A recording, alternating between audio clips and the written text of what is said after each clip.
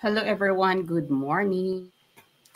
Hi to our OFW around the world watching this YouTube channel, and to those people also that doesn't agree with my opinion. Hi to all of you. You don't need to stay. So, well, guys, today magbabasa lang po tayo ng mga panibagong mga kaganapan sa social media, and it's up to you guys kung paano ninyo i-interpret yung ating mga nakuhang information about the latest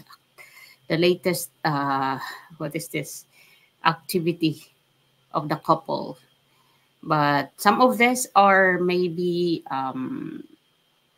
days ago at yung iba naman mga bago. So magbabasa lang tayo ngayon. Okay, let's do this. Ito po yung ating unang babasahin. Ito ay statement ni Carlos Yulo mula sa ABS-CBN niyang appearance. Maging delikado po tayo sa ginagawa natin, maging disiplinado po sa craft na gusto natin gawin. And syempre, yung pangarap natin habang inaabot natin, pag-isipan din po natin kung ano yung magiging future natin habang chine-chase natin yung dreams natin. Siyempre, gusto ko wag silang matakot talaga mag-try. Okay lang magkamali ng magkamali. And doon nila makikilala yung sarili nila as an athlete or as a person po. Doon na po talaga makikilala yung sarili mo. So ito man ay bago o luma, ang kanyang statement dito ay meron bibigyan natin ng reaction. So itong statement niya na ito ay yung iba, kung itong pagsasalita niya dito o itong statement release niya ay wala lang sana ito issue na pagbabatikos. Magandang mensahe ito para sa mga kabataan. Pero since haluan ito ng pagbabatikos ang kanyang pagkapanalo, mukhang itong sinasabi niya dito na okay lang magkamali at doon makikilala yung sarili nila as an athlete or as a person. Maganda yung statement nito, as an athlete, as a person, okay lang na magkamali sa iyong mga training, sa iyong mga pagtahak ng iyong mga goal towards gymnast. Pero itong as a person, doon po talaga makikilala yung sarili. Normal na magkamali tayo as a person kasi hindi naman maiiwasan yan. We are not perfect. Pero kung nagkamali ka, don't dwell on it. Huwag mong pamahayan yan. Huwag mong tirhan yan. Kung nagkamali ka, then that mistake of me, and of the other people, make it as a reference to move forward, not a residence. Yun yung sinasabi ko. Kaya ang ganda ng statement actually. Agree ako sa iyo na all of us, pag nagkamali, gawin natin itong okay lang. Sabi niya diyan, okay lang na magkamali as an athlete or as a person. That's a very good statement. But do not dwell on your mali. Try to make it a reference. Kung nagkamali ka, nanagot ka sa magulang mo, kung nagkamali kang sinagot-sagot mo sila, yung hindi makaing mga salita, dahil tinawag na magnanakaw at sinungaling, then it's okay. It's done. It's gone. Then do not dwell on that words of yours against your parent. Gawin lang itong motivation na baguhin ang ating mga sarili, yung ating mga galaw at ating mga pag-uugali. Pero mukhang wala pa ito ngayon. Hindi mo pa ito napapatunayan sa sambayan ng Pilipino. So ngayon, ito na ang kanyang ini-endorse, yung parehas na chocolate product. Kaya lang magkaiba ng brand name. So yung isa Milo, yung isa naman ay chocolate barley. So, saan kayo dyan, guys? Mamili na lang kayo. Parehas chocolate. So, next, ito talaga si Rendon. Ito ang tagapuna ng bayan ito eh. Ayan, ang sabi ni Rendon sa kanyang Twitter yata ito, naramdaman ko din yan, bro. Yung walang taong gustong sumuporta sa'yo. Iniwan ko din ang pamilya ko katulad mo. Pero nagbabagong buhay na ako ngayon at pilit kong itinatama yung mga pagkakamali ko. Tandaan mo ito, bro, baliwala ang mga medalya mo kung wala ka namang pamilya. Itapon mo na lang yan kasi hindi bagay sa ugali mo. May oras ka pa para iwanan ang babaeng sisira ng buhay mo at bumalik sa babaeng nagbigay ng buhay sa iyo, ang nanay mo. Ayaw ko sana sabihin ito, pero tingin ko deserve mo. Huwag kang tanga. Parang kuya lang yan. Parang kuya lang yan. Magbago ka na hanggang may pagkakataon pa. Actually, hindi naman niya kailangan iwanan si Chloe para lang bumalik sa magulang o para lang bumalik sa kanyang nanay. Ituwid lang nila yung nararapat na ituwid. Hindi kailangang pakinggan ito ni Carlos Yulo na advice ni Rendo na iwanan yung babae. Kung may pagkakamali si Chloe San Jose, ang dali lang naman itama ng mga mali kung porsigido kang itama yung mga mali. Pero kung ayaw nyo talagang itama ang mga mali, ay walang mangyayari. Hindi, kahit sino pang babae ang makarelasyon mo at mayroong ganyang mga imperfection, kasi lahat naman ay may imperfection and flaws. Kung hindi nyo kayang tanggapin o itama ang inyong mga mali, wala pa din mangyayari. Okay, let's go to the next. Ayan. Ito yata yung attorney, si Attorney Garrido, na di pa kayo kilala, Choco Barley. Kinuha nyo pa ang suwael na anak. Idi nawalan agad gana ang mga tatay at nanay. Yun siguro yung nawalang gana na bumili. Tama ba ako? Kasi hindi, bitin yung statement ni Garrido. Okay, so at may karugtong po tayong video niyan kung siya yan si Attorney Garrido. Ito po yung isa nating nahagilap na balita at ito yon. Samantala, isang abogado naman na si Attorney Joel Rodriguez Dizon ang nagsabi na I concur with your legal opinion, Panyero. The law must be applied indifferently against all violators. Immigration laws are summary and shouldn't take too long to enforce. It's certainly cheaper to escort this law, scooper to Naiya, than to fetch another by private plane from Malaysia. Why the hate? Tanong naman ang isa. Sagot naman ni Attorney Wilfredo Garrido, it's not hate, it's applying the law. Say naman ng isa, it's not the hate.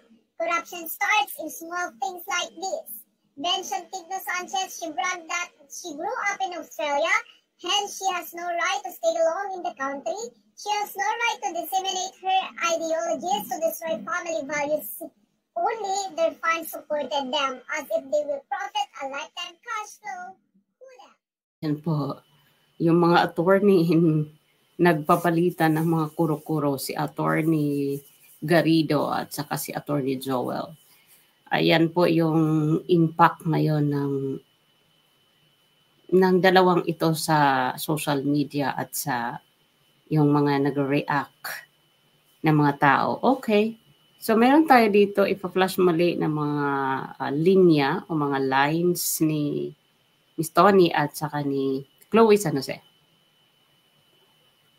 Sumasagot ka din kasi sa social media. Sabi naman ni Chloe, hindi naiintindihan ng mga tao sa'yo. Sabi ni Miss Tony, hindi naiintindihan ng mga tao sa'yo is sumasagot ka for Kaloy sa family. So parang ang dating nila is syempre girlfriend, hindi pa asawa. Ayan, sabi naman niya, hindi ko po kayang makita na ginaganon si Kaloy po. Sabi ni Tony, teka muna, hindi pa asawa pero ito ang nakikipaglaban. Sabi naman ni Chloe, sa akin po, sa sobrang palaban ko ay hindi pwede to, mali yan. Ayan.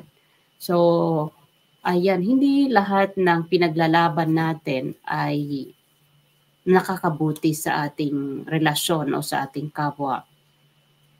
Ilulugar po natin yung ating pinaglalaban. Hindi po na porket gusto mo i-shield yung relasyon o yung boyfriend mo, ay lalaban ka kahit hindi na sa lugar. So, wala namang masama sa paglaban. Actually, it is a good move para hindi tayo i-down ang mga taong ayaw sa atin. Pero dapat, in a right way, pipiliin kung anong laban ang dapat mong risbakan. Yun. Okay, this one.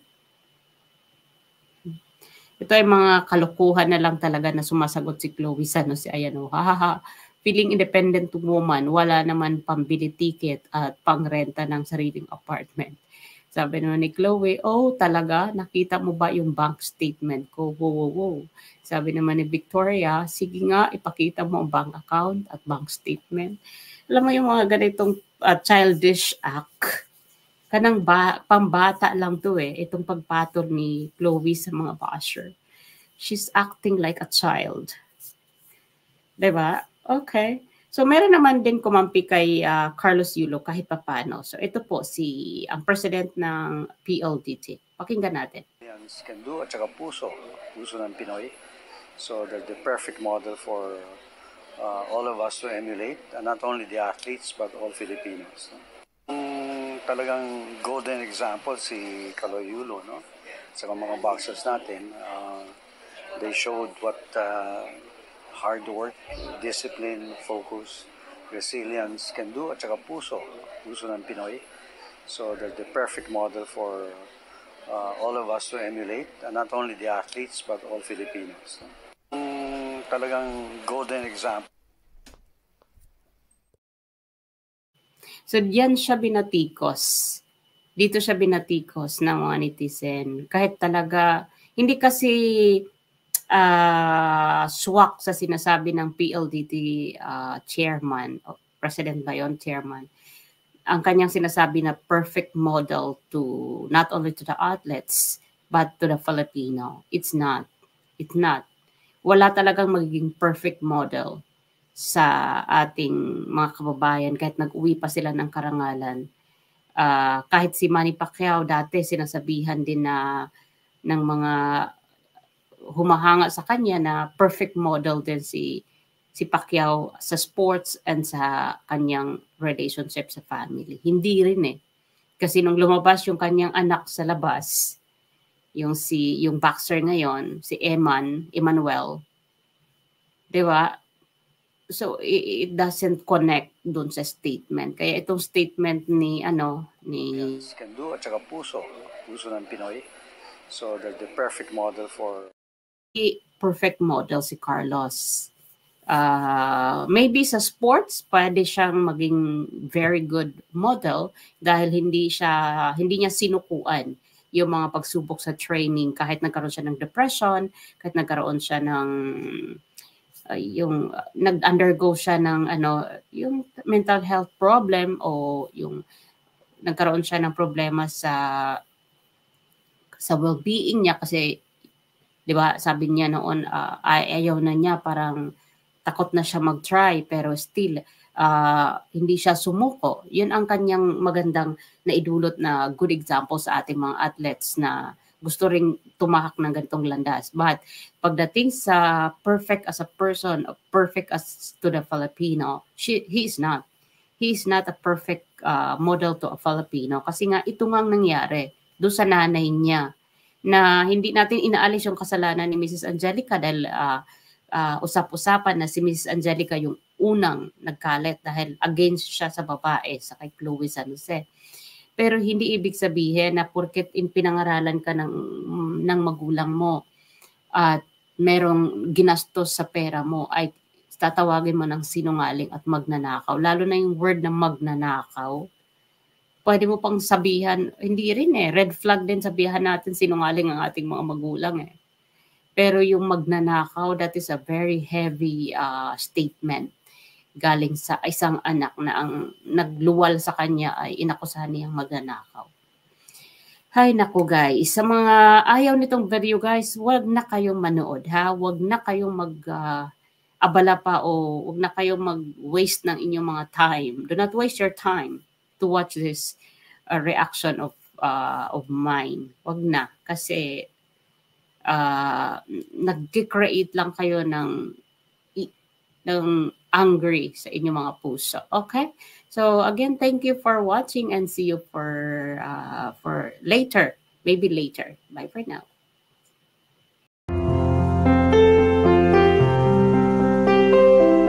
When a person doesn't like you, they team up with another person that doesn't like you. And before you know it, there's a whole slew of people that hate you. But you know what? Those people who team up against you, they don't even like each other. They're only gathered because of you. They need to make alliance to become stronger. See how powerful you are? People have to join forces to beat you because they know